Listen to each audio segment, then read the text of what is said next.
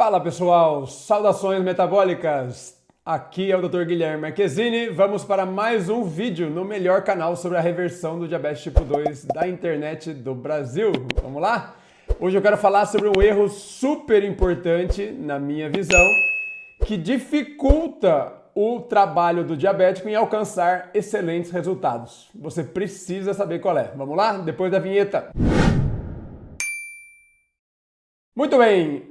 O resultado do diabetes depende de vários fatores e, inclusive, a maioria deles está no seu estilo de vida. Detalhes da sua alimentação importam muito, o seu grau de atividade, o seu nível de estresse, até a qualidade do seu sono, se você vem dormindo bem, pode influenciar no resultado. Isso significa que prestar atenção nesses detalhes pode fazer a diferença entre alcançar um resultado melhor ou ter um caminho muito mais longo e espinhoso para chegar lá. Um caminho mais difícil até o seu resultado pode significar, sabe o quê? O dobro de remédios na sua lista. Então vale muito a pena prestar atenção nesses detalhes, porque eles não são detalhes tão pequenos assim. Na verdade, esses fatores, aparentemente detalhes, é que vão definir a maior parte do seu resultado. Hoje em dia, está muito frequente uma orientação nutricional que eu considero um tiro no pé. É uma orientação muito comum, é uma orientação extremamente popular, mas que na minha impressão, e eu vou argumentar e te explicar aqui por quê, eu considero que ela tende a dificultar esse resultado excelente para a maior parte dos pacientes. Essa orientação é aquela história de comer de 3 em 3 horas. Veja bem,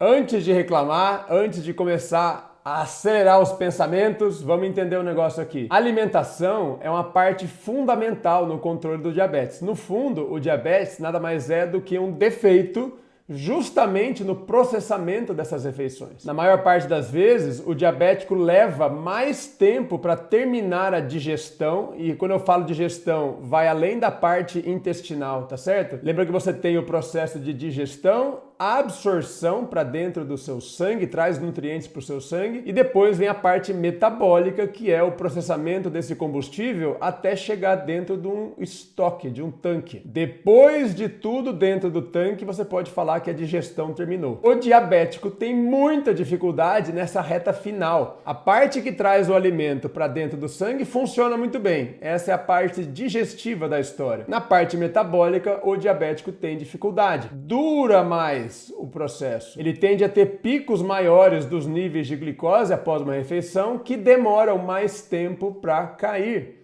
Em alguns casos demora tanto que a impressão que o paciente tem é que nunca cai. E é exatamente esse o ponto. Se começa a demorar um pouco mais e logo na sequência, ou assim que acaba a primeira, ou logo antes de acabar a primeira refeição, você já manda uma segunda por cima, você consegue enxergar que essa orientação tem grande chance de não funcionar para o diabético, que vai sobrecarregar o sistema. E outra, vamos fazer aquela comparação com coisas do dia a dia para a gente entender isso melhor. Imagina que você tenha um carro que para andar precisa de gasolina no tanque, concorda? Então você faz um enchimento do tanque em 5 minutinhos parado ali no posto, que é o equivalente à sua refeição. Senta na mesa, põe a gasolina para dentro e toda a mágica precisa acontecer ali para que a gasolina vá parar no lugar certo.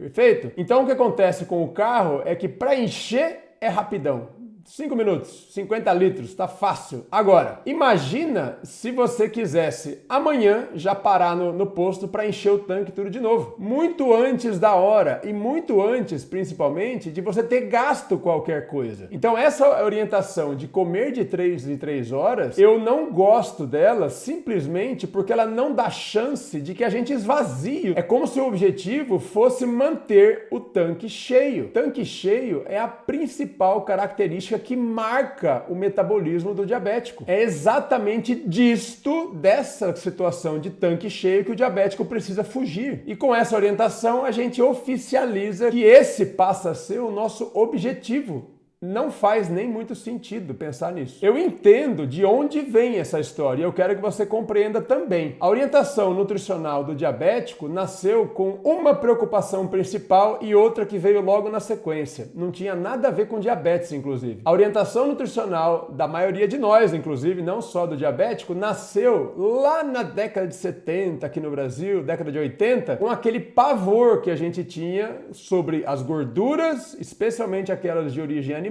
e o teor de colesterol ou o quanto essas comidas poderiam fazer subir o seu colesterol, porque isso representaria um risco de infarto. Foi naquela época que você vai lembrar, de 40 anos atrás, que os ovos se tornaram super vilões, que a gente não podia comer a gordurinha da picanha, sabe aquela história toda? Tudo que era gorduroso, gordura animal, foi riscado do nosso cardápio. Ou eliminado, reduzido ao máximo, ou substituído pelas versões vegetais. Então não podia usar banha, mas a gente trocou a orientação por óleo de soja. Por exemplo, trocamos a manteiga pela margarina. Você vai lembrar de tudo isso. Muito bem, o que isso tinha a ver com diabetes? Nada. Mas se o inimigo passa a ser produtos de origem animal, porque eles têm as gorduras do mal que subiriam o seu colesterol, e aliás, deixa eu fazer um parêntese aqui, que é o seguinte, isso já caiu por terra, tá? Hoje a gente já sabe que o impacto alimentar sobre o seu colesterol é bem menor do que a gente imaginava e principalmente o impacto dessas gorduras, desses alimentos sobre o risco de infarto não se confirmou. Era uma hipótese, era uma teoria que hoje a gente sabe que é bem mais complicado do que isso, tá certo? Por isso que você já deve ter notado que o tom perante os ovos, por exemplo, já mudou completamente. Enfim, quando você começa a olhar com esse olho de vilão para produtos de origem animal, você começa a crucificar carnes, ovos, queijos, todos esses alimentos. Só que aí tem o seguinte, esses alimentos são os que mais geram uma sensação que a avó lá atrás chamava de sustância. Lembra de sustância? Uma refeição de substância, quer dizer, uma refeição que te sustente para uma tarde inteira depois do almoço de trabalho. Se você passa a fazer uma refeição de muitas saladinhas, muitos leguminhos, uma carninha, um bifinho bem pequenininho de palma de mão, etc e tal, sabe o que acontece com a sua sustância? Ela não existe mais. Sabe o que acontece com o seu apetite às 3 horas da tarde? Você tá igual um leão querendo comer tudo de novo, porque no fundo parece que você não almoçou. Eu tenho a impressão que essa orientação tão difundida de comer a intervalos menores vem em grande parte daí. É um remendo a essa orientação que buscava aumentar o teor de plantas e saladas na nossa dieta, só que planta e salada não enche barriga. E aí a gente colocava uma frutinha, a gente colocava uma barrinha de cereal, a gente colocava qualquer coisinha dessa para enganar, não funciona nada bem, porque às 5 da tarde você vai estar com fome de novo. Enfim, a gente mudou completamente a fórmula que funcionava lá no tempo da avó. No tempo da avó, a maioria das pessoas nem café da manhã tomava. Tudo bem, eu sei que tinha um componente de pobreza, né? Falta de condição. Porém, o fato é que eles acordavam de manhã, tomavam um café preto e iam trabalhar bem mais pesado do que a gente trabalha hoje. E aguentavam.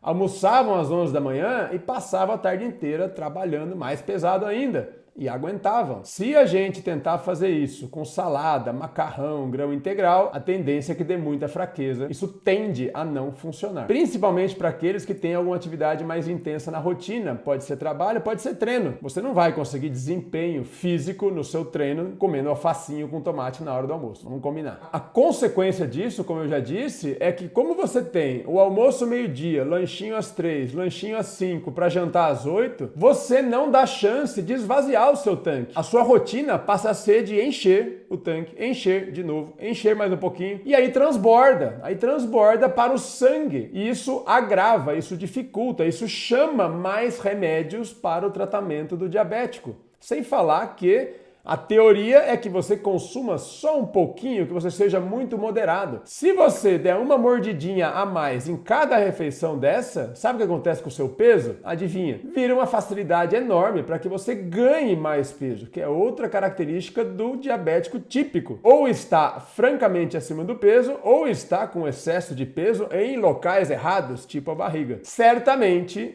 comer a toda hora não vai te ajudar a perder peso mais fácil. Quando a gente orienta as pessoas de uma forma um pouco diferente, para que você mude o teor do seu almoço, para que você tolere ficar sem comer mais tempo, a coisa começa a mudar. O diabetes parece que vai ficando mais tranquilo, não tem tanto sobe e desce o dia todo. Se você ir um pouquinho para o extremo e imaginar como é que fica a vida de um diabético tipo 1, aquele que precisa usar insulina para cada refeição. Você acha, se você fosse diabético que precisa usar insulina, você quer aplicar insulina 6 vezes por dia ou 2, talvez 3? Eu, como sou meio preguiçoso, eu adoraria conseguir um resultado tão bom quanto aplicando 2 vezes só. Mas para conseguir fazer isso, a composição da minha dieta é que precisa mudar. Se a composição da dieta estiver mais correta, eu naturalmente consigo esperar mais tempo até a refeição. Naturalmente, a fome demora mais para aparecer. Quer fazer uma experiência? Vamos testar, pessoal. No fundo, isso tem que funcionar para você. A teoria é muito bonita, mas só vale se for aplicada à prática. Então, tenta fazer algumas experiências, tenta voltar a fazer uma refeição à moda antiga, e veja o que acontece com o seu nível do diabetes quando você não come à tarde, por exemplo. Testa com carinho, tenha a fitinha por perto e volta aqui para me contar. Estou aqui te esperando. Já vou aproveitar e mandar o convite para você curtir, para você comentar e para você compartilhar esse vídeo. Toda semana temos novos, então aproveita e já se inscreve no canal. Até a próxima, eu espero você.